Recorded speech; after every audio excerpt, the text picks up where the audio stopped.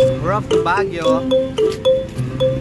Road to Baguio, wala. Lakad mo, lakad. Lakad. Ngayon, nagtitikon-tikon kami kasi pupunta kami sa Baguio. We're off to Baguio. Dito na kami sa Baguio, Little Baguio. Sa Baliwan, sa Little Baguio. Yan, sama natin yung baista lang, syempre na 8 of March. Si Bin. Kamera.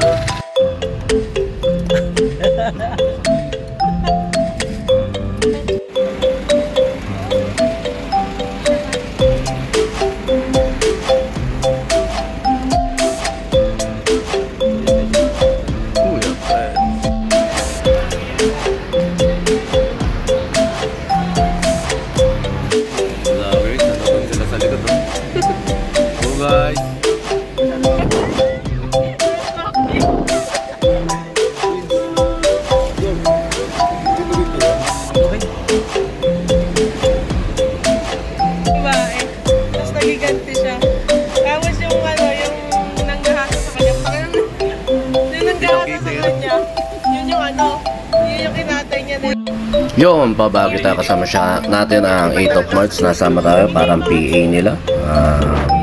Si PA tayo ni Book ngayon. At saka yun, syempre shoutout kila Decent, kila Vince, kila Book, kila Pets. Syempre maraming salamat sa pag-invite sa akin na makasama sa Joyride nyo dyan. At saka syempre kay Gab na dyan dyan. At ito, nasa T-Flex na kami dyan, isang mabilis na biyahe ng T-Flex. At saka syempre palit-palit sila sa pagdadrive dahil ako'y kabado rin ang mag-drive dyan sa T-Flex dahil hindi ko kabisado sa sasakyan, pero sana soon makakapag-drive din tayo lang ganyan.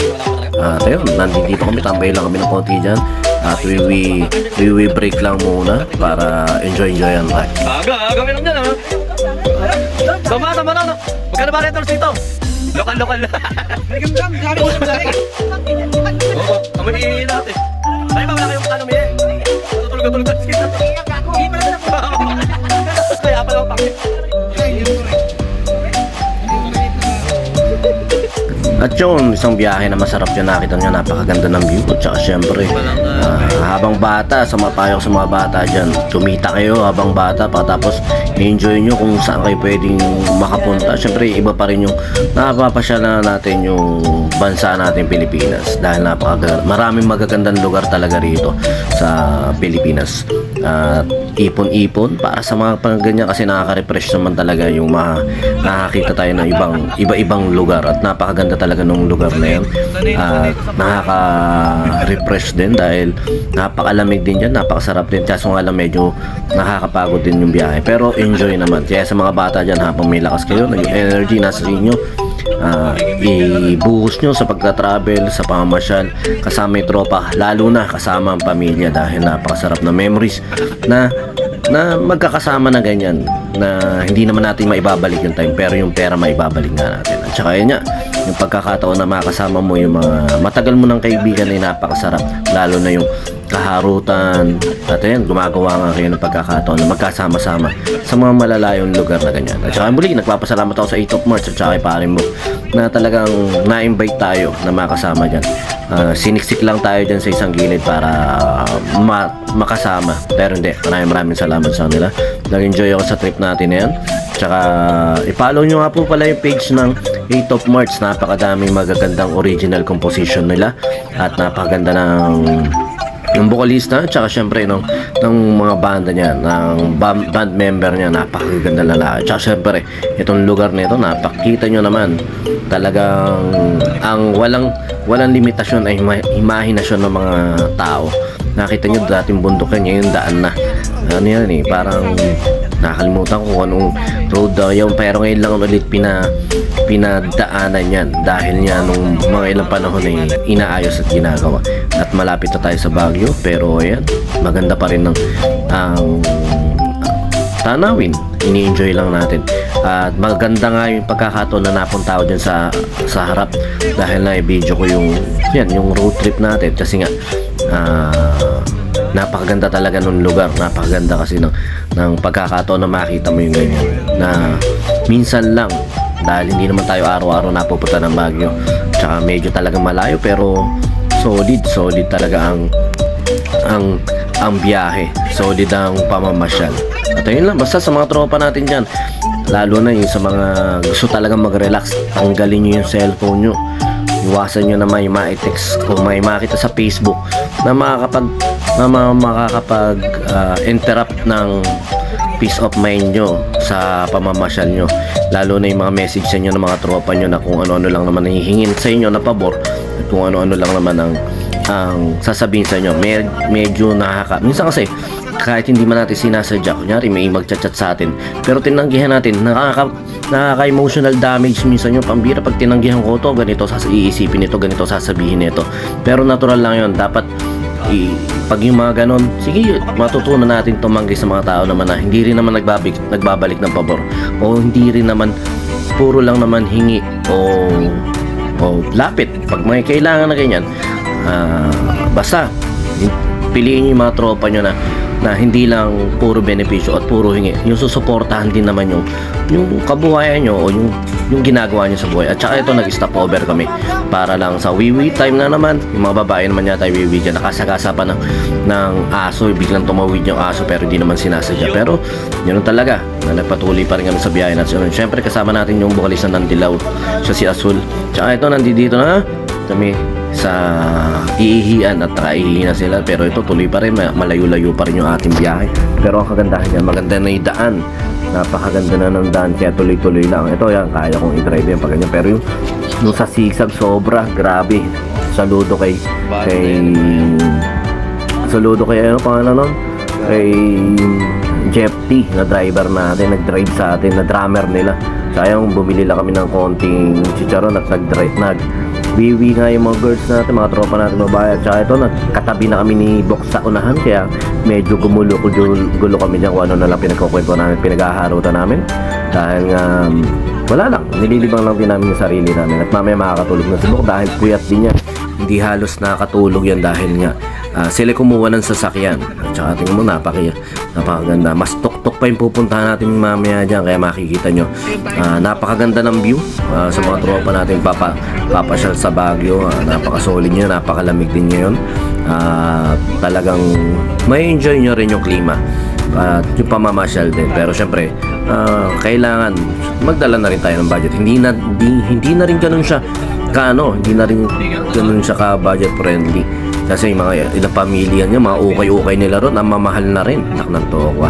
Dati kasi mura-mura lang makikita mo, mga kabaksyan. Pati sa mga gulay-gulay nila, hindi na rin ganun kamahal. Pero fresh naman yung mga gulay nila. Tsaka yung mga strawberry nila, yung mga peanut brittle nila, yung mga pang-regalo, pang-pauwi o pansalubong, napaka-solid naman. Kaso nga, yun nga, medyo pricey na, hindi na kaya ng dati. Tsaka meron pa kaming dyan, yung suman na niyog na patapos inano na siya, ano tawag na, inihaw siya. Sarap, basta yung malagkit na ihaw. Tapos nakita nyo yung view na yan. Kumbaga yung pagkakataon na minsan lang, syempre i-captured natin yung moment niya dahil hindi naman tayo araw-araw nga nagagawin dyan. Tsaka syempre yun nga, masarap bumiyahe, masarap maglibot-libot. At saka ito si Bok, kung ano-ano nga lang yung mga pinaggagawa namin yan, dahil nga wala ka kami magawa dahil nakakangalay na rin na palingon-lingon kami sa paligid namin dahil nga tinitingnan lang namin yung mga bundok-bundok.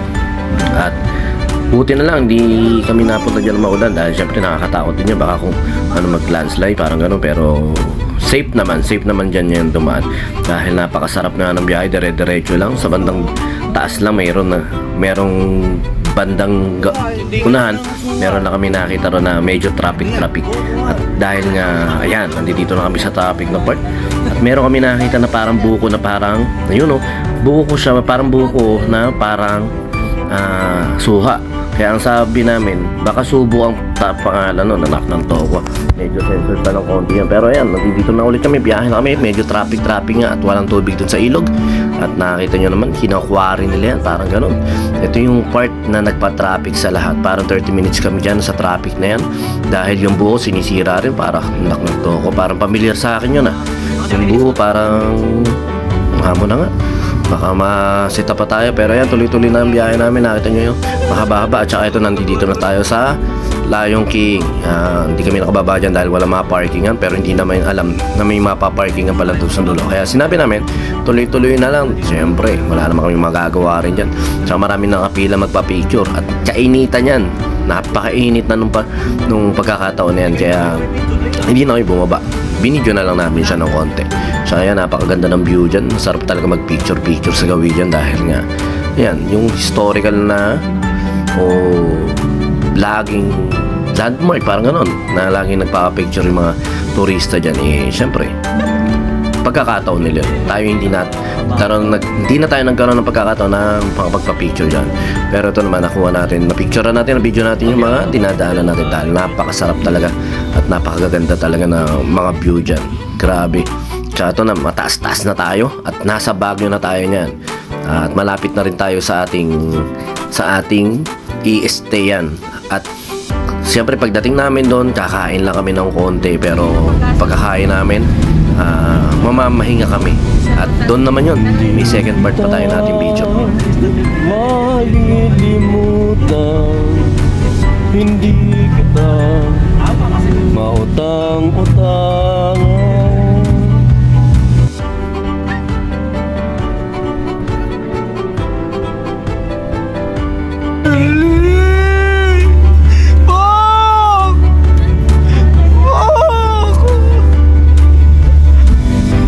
At yun, binubusit lang natin si Bok sa una na dyan na malapit na tayo sa bahay na pag-i-stayan natin na one night. Dahil nga may tugtog ang 8 of March dyan, kaya lang naman tayo napunta dyan. At napaka-solid mag-drive ni Jeff T. Talagang napahanga ako, napaka-bata pa yung driver natin na yan at drummer ng 8 of March. Napaka-solid, napakagaling. At saka yun, doon tayo sa pinaka-tuktok na yung pupunta dahil nandoon yung pag-i-stayan natin. At mamaya-maya nandiyan na tayo, nandito na rin tayo sa pinaka-tuktok. Malapit na tayo. Nakita nyo naman yung mga yung ulap. At ito, malapit na tayo. Yung inakit natin na yan, binaba namin yan dahil kakainan din pala namin, dahil naghanap kami ng kakainan. Kaya talagang pinahirapan kami pag-akyat yan dahil 2 ikot ang ginawa namin yan para makaakyat doon. At saka ito, nandito na tayo sa pag-i-stayan natin. Ayan ang pangalan, Hison. At saka yan, napaka-solid nung mga nandiyan dyan. Napakababait nila ate. Medyo yun nga lang, sa una syempre hindi kayo magkakaintindihan dahil syempre marami rin silang mga inasikaso. At saka syempre eto, binisita natin First Blood. So nandito kami sa tayo. Nakipag-arutan lang ulit tayo. Kasama natin si Daniel Padildo. Nakita mo naman ang Daniel Padildo na Lara del Bulacan. Pababa kami kaya Yung mga bilis. Dapat pagguguluhin. Test example, oh. Ikaw muna, oh. Tsaka dito sa Baguio, napakalinis ang kapaligiran. Wala ka makikita talagang basura. Basura dito sa Baguio. Basura dito sa Baguio. Tsaka rito, bawal ka pala tumambay sa tapat-tapat nila. Sisitay nga kailangan kung saan ka lang nakarenta, doon ka lang sa tapat nun. Bawal mag-ingay, bawal ka magsalita. Natantaw dito pito. Harap mahangin. Lalakarin natin ito ulit mamaya. Oo, ito sa base. Lalakarin natin dito.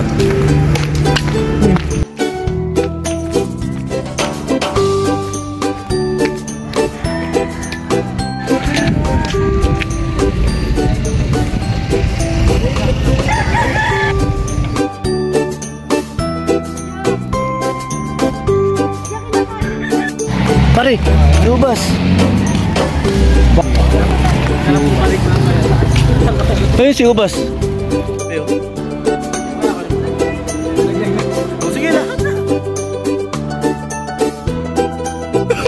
Mare, kamusta? Mare, kamusta latest? Yun, pagkatapos ng malayong lakarin, ayan, nakakita kami ng kakainan at solid naman yung nakita namin kainan yan. Napakasarap ng shawarma rice dyan. Talagang sulit siya. Pati yung mga ibang in-order namin sulit. Napakadami, talagang masarap. Tsaka hindi tinipid sa sauce, hindi tinipid sa kanin. Basta masarap, pati yung pares nilang, sabaw ng pares nila solid. Napakasarap nung kinainan talaga namin. Ayan. At saka shoutout nga pala kay Christian sa buhay pa rin ikaw. At saka syempre kila Bong. At saka syempre sa mga kasama natin yan, hindi kami nagkasya sa isang table, kaya magkakaiwalay kami. Ito yung order ko, napakasolid yan, chicken.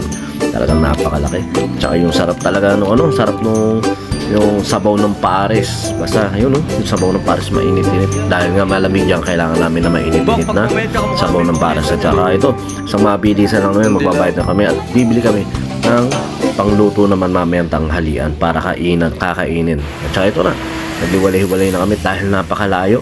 Nauna na kami dyan sa taas para maibigay doon sa kasama namin na hindi pa kumakain.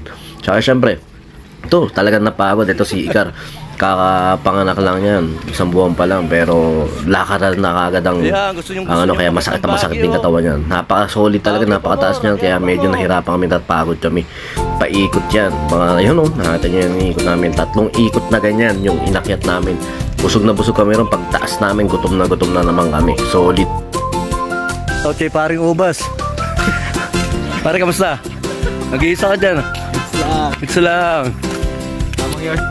Layo wala nilakad natin kanina. Oh. Wait, there's more. Malulong po ako.